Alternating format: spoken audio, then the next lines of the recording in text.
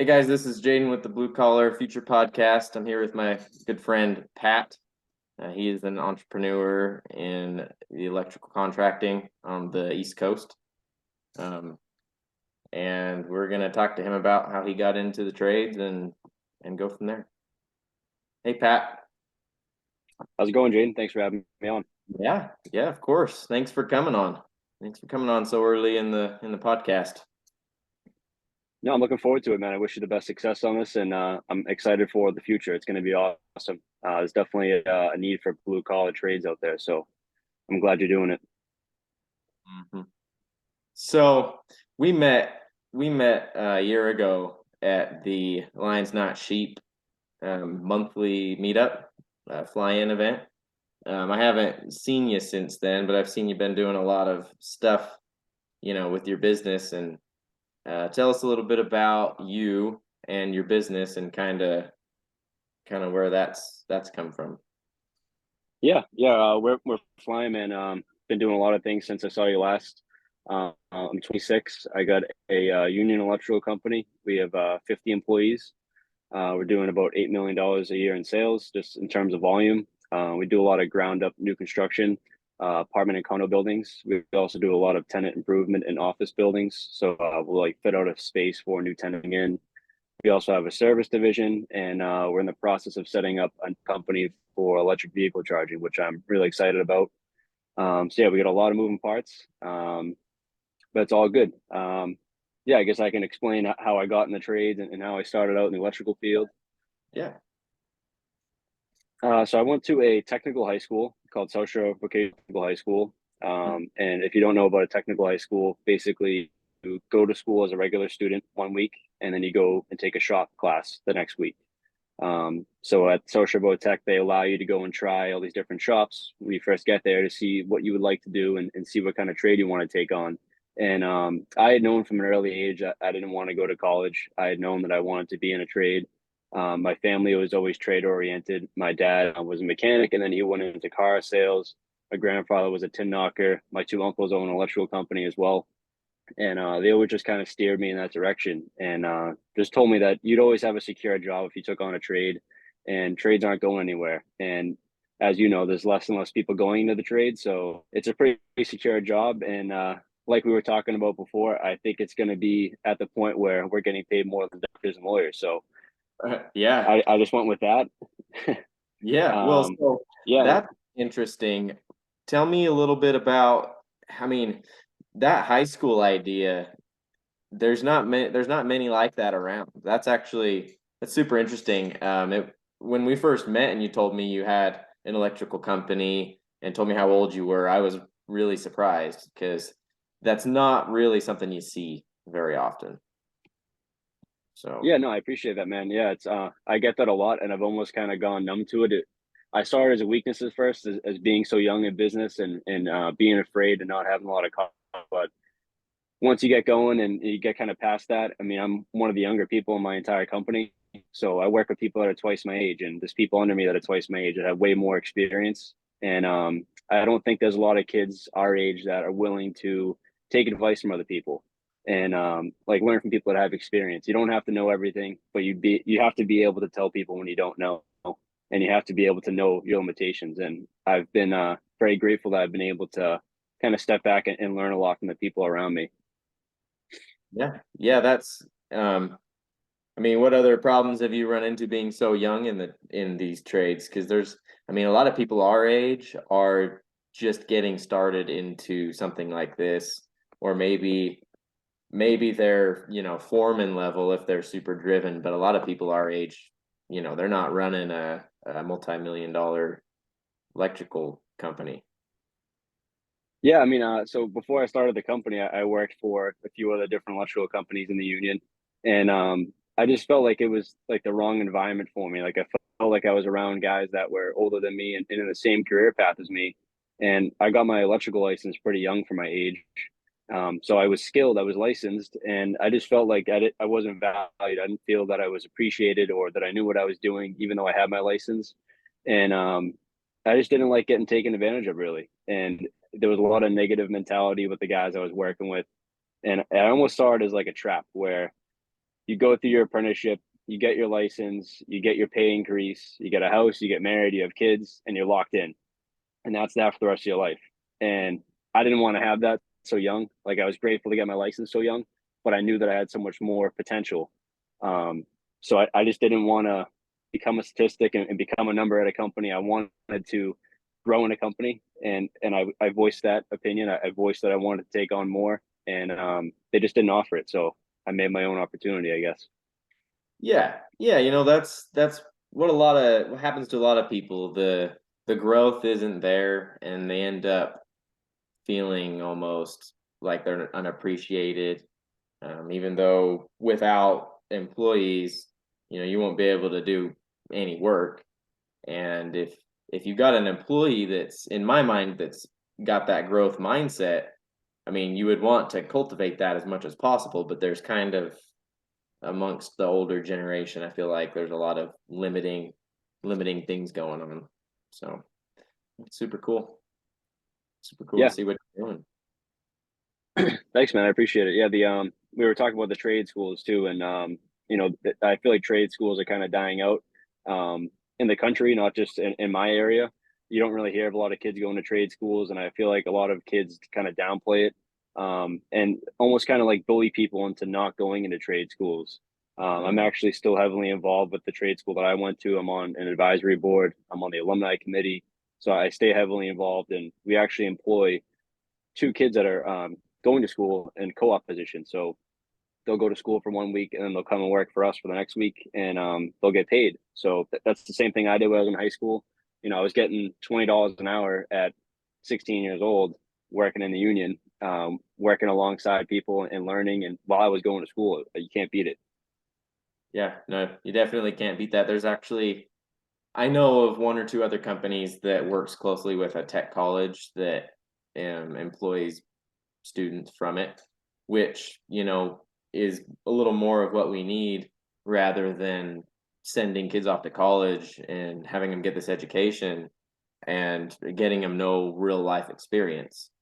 That's Right. where tech schools are super important. Yeah, I agree with you. Hmm. So that's cool. You're really involved in the schooling aspect. In the future, I think there needs to be more of a push for people to go either to tech schools or just to even start with somebody. Start with a trade company. The jobs aren't going anywhere. This is kind of what I've been telling people a lot lately. They're not going anywhere. They're not as easily replaced, even with all these tech layoffs, because AI is taking over and all of that. There's all this concern. What do Yeah. you see with this new technology coming into play in your business? I think I'm definitely in the perfect line of work for it, so I'm excited about it. Because everyone needs electricity, everybody's moving towards EV powers, renewable energy. So like our business is really kind of is going to be focused around new technologies coming up in the future, which I'm excited about. Um, but I think everyone kind of needs to like study up more and see what's coming to really understand the push. Like I don't think a lot of people are aware of like our infrastructure and how limited it is compared to what they want to do. And it's scary because we definitely need people in this industry to help moving forward and help update the infrastructure and help keeping our markets moving and help us adapt to this ever changing world. And if we don't have people coming in the trades, then it's a dying industry, and we can't have that growth without the backing. So Yeah, well, I've heard some numbers recently um, about the amount of people that'll be retiring in the trades in the next 10 years, and it's pretty scary to look at that and then see that there's not much of an interest going in. So all of the older generation that is retiring, um, and there's nobody to replace them. So it's super critical, and that's one of the things I'm doing with this podcast is bringing a little bit of awareness to that aspect and to help people get into and get started. Um, yeah, I definitely agree with you. I remember when I was working in the field, a lot of the guys around me were always older, like I mentioned, and I think the average age for an electrician in Massachusetts is around 60 or 65 years old, which is crazy. That's crazy. That should be retirement age by then. I I know, right? Yeah. that should be where you're not working anymore, or at least you're high up enough that you're just, managing or whatever, but not the average age. And that, that's what this push towards the trades is. And it's to get these people, to get younger kids out there and into, because all of these entry level jobs, I mean, serving food, all that type of stuff, a lot of it's going to be replaced with the AI Oh yeah, for technology sure. coming out. So, and trades are not easily replaced. A lot of the manual labor and even just the job site construction, a lot of it is not easily replaced. So, yeah. Yeah, I agree with you. Even the knowledge aspect of it, and I think a lot of people, don't really talk about the office aspect of it too. But there's a lot involved as far as like knowing how to read blueprints and knowing how to do estimates and how to do quotes. And they don't teach that stuff in school. They don't teach that stuff in a trade school. And it's a side of the business that I never really saw when I was in the field. And a lot of people think like, oh, those are just an office guy, and they're sitting around and they're not doing their work. Like we're doing just as much work, if not more, and contributing to the job just as much as the guys in the field. So it's definitely a group effort, and that's the side of the business that I like, is collaborating with my team and really putting our ideas to fruition and completing a job. It's a good feeling. Yeah, yeah, no, it is. And the crazy thing about that is a lot of small business owners in the trades are understaffed, and the a lot of the business owners are doing field work, but then going and doing all of the office work after. They're getting home, 5, 6, 7 o'clock sometimes, and doing all the paperwork and the billing and the bidding and the writing paychecks to employees and all that type of stuff. So Yeah, it's that was the hardest thing I think when I was getting going, is like I worked in the field when I first started Coastal Electric, and at night I'd be getting all my office work done, and you're just so burnt out and you start making mistakes or you're missing stuff or just get overwhelmed, and you're constantly in that hurdle where you're trying to get work, but you're trying to make payroll and you're trying to pay suppliers. People aren't paying you. It's just a constant battle. So starting a business out is definitely not easy. But I think people like you that have podcasts like this are hopefully going to help people start out in the right foot and get a headway on mhm. starting a business. Yeah. Well, so what was the biggest thing that got you to push towards maybe doing more office work and more administrative work and stepping away from the field? Because that's such a big problem with people I see that are, you know, 20 years in the field running businesses. They're still out working every day, and it's almost like they don't trust people to take over for them, so they can't step back. Yeah, I feel like you almost have to. You can't micromanage everybody, and you got to put faith in your guys. They're going to take care of you, and they're going to do what they're supposed to do. And if you're a good business owner, you'll find out who's taking advantage of you and who's not. And I definitely check up on all our jobs, but I knew when I stepped into the office that it was needed, because I started missing estimates. I started not following up with jobs. Like I saw our performance go down because I was trying to do too much. And you can't achieve what I was trying to achieve at the time just by grinding, working 24 hours a day. You got to be able to have some time to go to the gym and relax and get your mind right. And I think our business really flourished when I stepped out of the office. So I think I just knew it was the time to kind of get out of the field. What's that thing that Sean says? You can't grow if you don't grow, Yep. or something along those lines. Yeah, yeah, Yeah, and you it's can't expand until you expand. yes, yep. You can't expand until you expand, and it's such a simple concept, but it's so hard to get through to our minds that like, okay, I can't make any more money or get any more time until I start getting people to take my place, and that's going to mean that I'm uncomfortable and that I may not, be 100% sure that it's going to work out, but I got to take that step. So, I agree. mhm. Yep, yep. Let's talk a little bit about the, fitness now that we're on this, because there's a lot of guys I come across that tell me about how they don't need to work out, or they don't need to do any of that stuff, or take care of themselves because they're so active at their job. And it's crazy to me because I'm active And when I was doing concrete full time without working out, it was rough. And I feel like as soon as I started, everything got better. And it's a little bit, hard to get across to some people. Yeah, I definitely agree with you on that. I was always kind of into working out and being active, and I always had a routine. Even before I had my business, I would go to the gym every day after work and go home and go to bed. It was just a routine I had.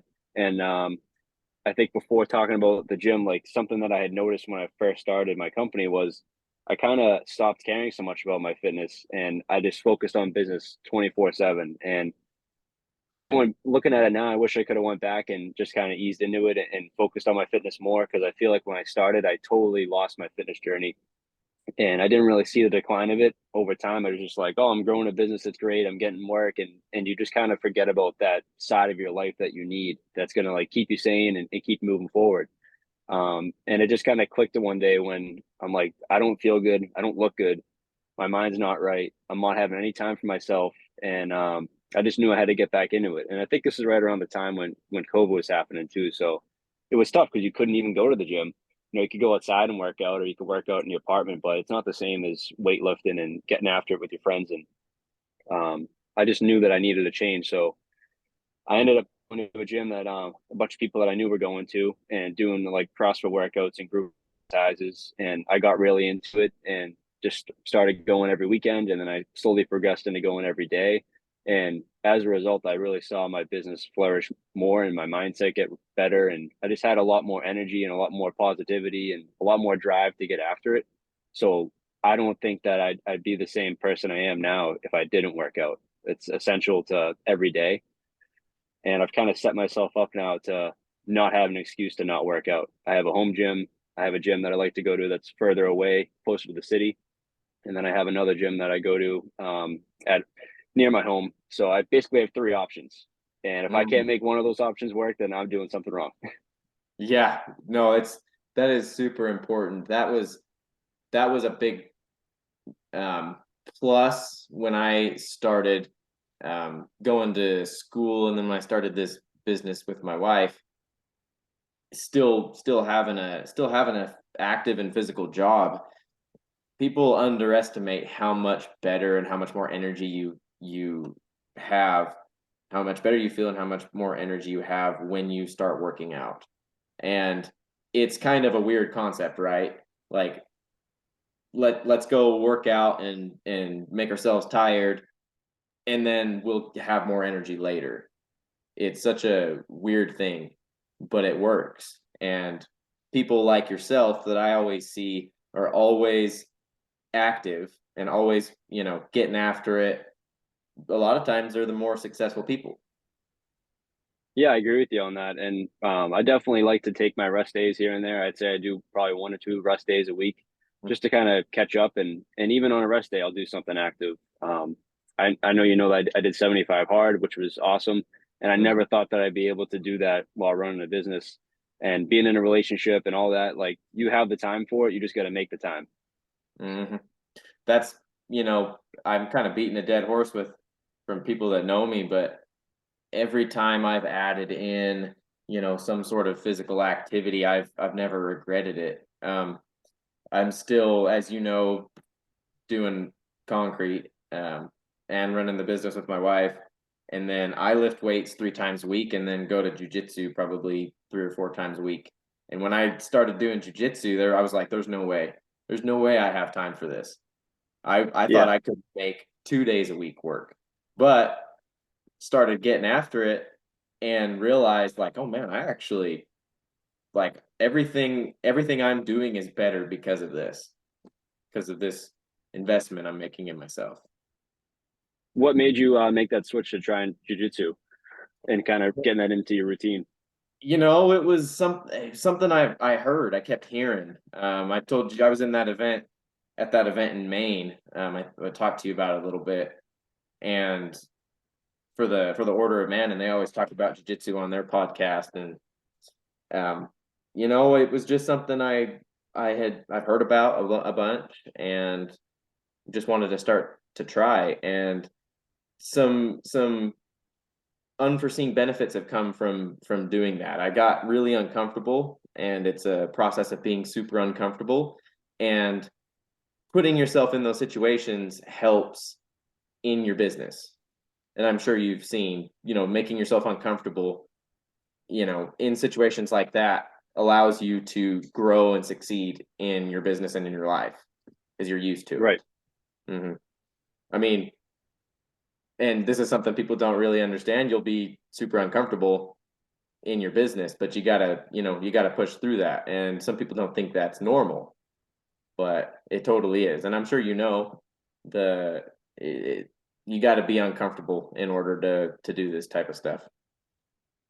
Yeah, I had to learn that definitely. That's not something that's just like given to you, and I feel like any business owner would tell you that because it's not easy, and you go through every little thing, like people not paying you, people not answering you, employees not showing up, employees screwing you over, cost of money, like everything. It just there's so much involved, and I know that I'm still young and early in business, but I went through a lot the first few years with a partnership dispute and trying to get jobs and not getting paid, getting sued for not finishing work, like you name it, anything.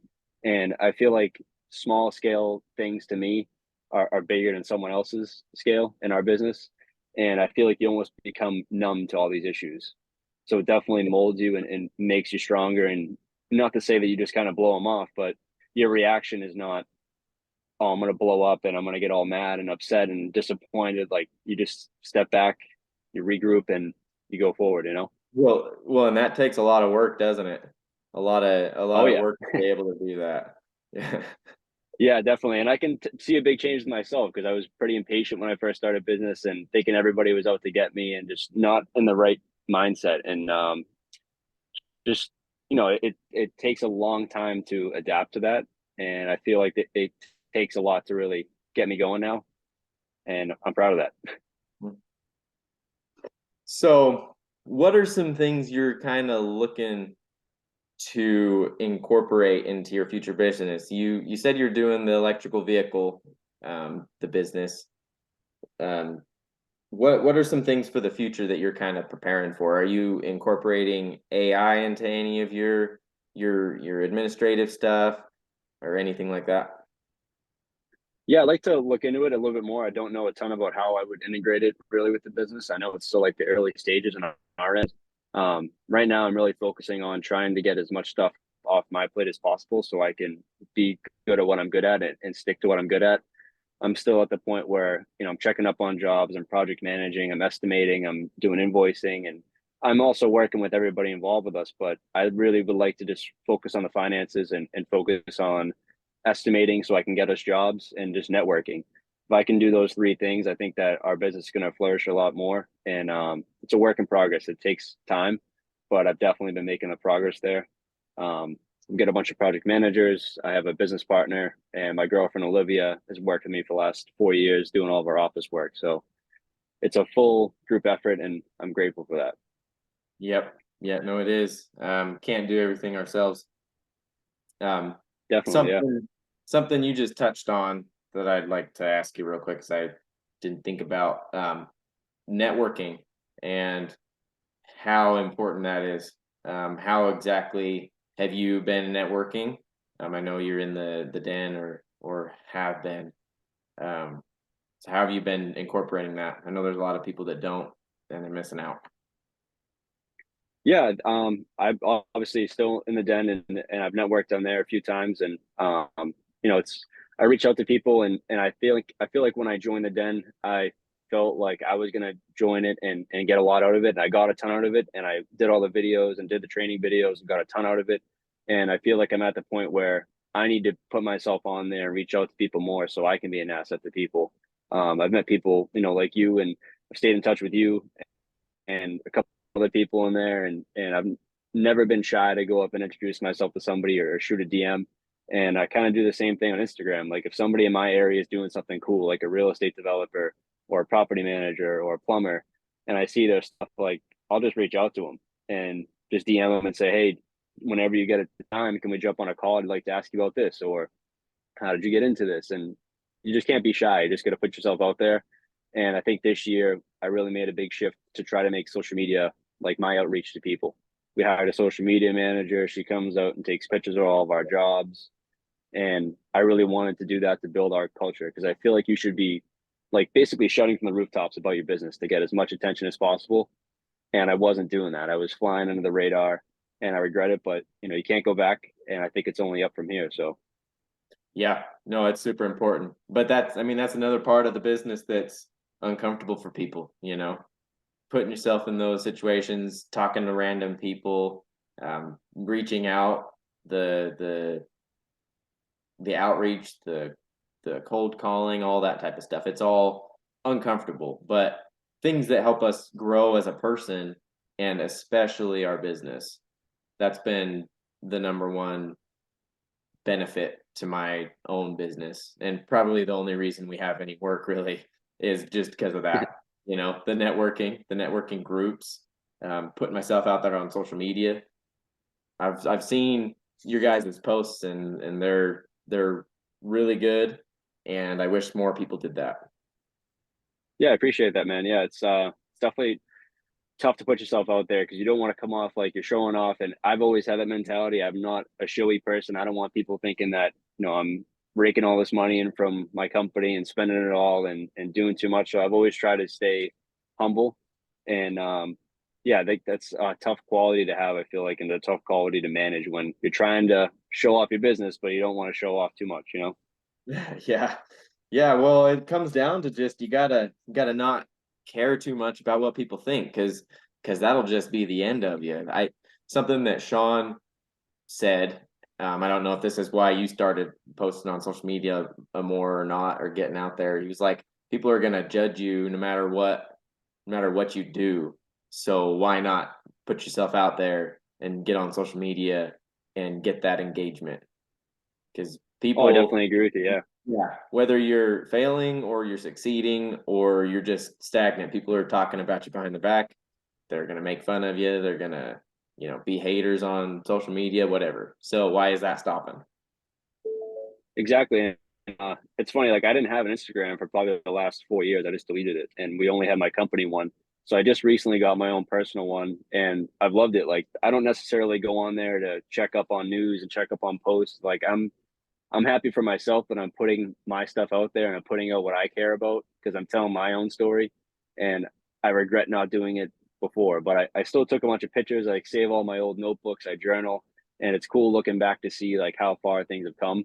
And that's what I'm trying to do now is I'm trying to paint the picture of what I have going on now. So in the future I can look back and see and everyone else can see. And not to say I told you so, but you can come along for the ride, I guess.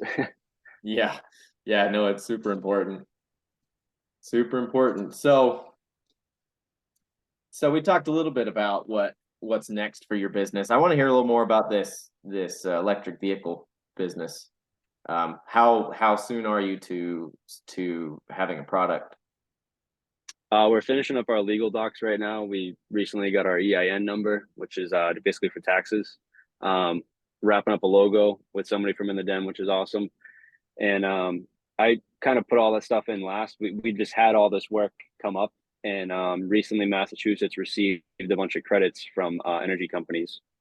So basically, what we can do is go out and we can help people apply for these credits and get the installation costs done for free. And EV charging is going to be a huge need because they're going to be mandating that all electric cars that are produced by 2030 have to be electric. And I don't think people really realize how many electric cars are on the road right now. And the demand that is out there is not met by chargers. That's one of the biggest frustrating factors of all electric car charger owners or owners. They can't find charging stations. They're charging at home or they have to drive further and wait there. So it's definitely a need. And I think it's a huge opportunity for businesses too, because they can install chargers and get more clients to come to them. They can get more revenue. And basically, this is all free. All the install is free. And on top of the fact that they can control what they charge out for it. So it's another source of revenue for them. Yeah. Yeah, that's a huge problem with there's such a push for electric vehicles, but the infrastructure is not there to back it up. So that's a big hole to fill in the market right now. That's Yeah, I awesome. agree. Yeah. Well, Yeah, so we're really looking forward to that. And I think it's going to be great. I mean, there's not a lot of people in our state that are taking advantage of it as far as contractor based. So it's a huge market for us. And yeah, we've already kind of spearheaded it, I guess you could say. We get a lot of work lined up. It's just going out and executing it. Nice. Awesome. Yeah. So where can people go to find you? Find you Uh, yourself, your businesses? I'm on Instagram as daily_Pat96. And my company name is Coastal Electric on Instagram. And we're on Facebook as well. And Instagram is probably the best place to find me. If you want to DM me, I'm happy to reach back out to you. Nice. Well, thanks for coming on, Pat. I'd like to stay in touch and talk about that electric vehicle company you're starting. It's super cool idea. So, Yeah, you got it, man. yeah, thanks for coming on. Appreciate it, Jaden. We'll see you.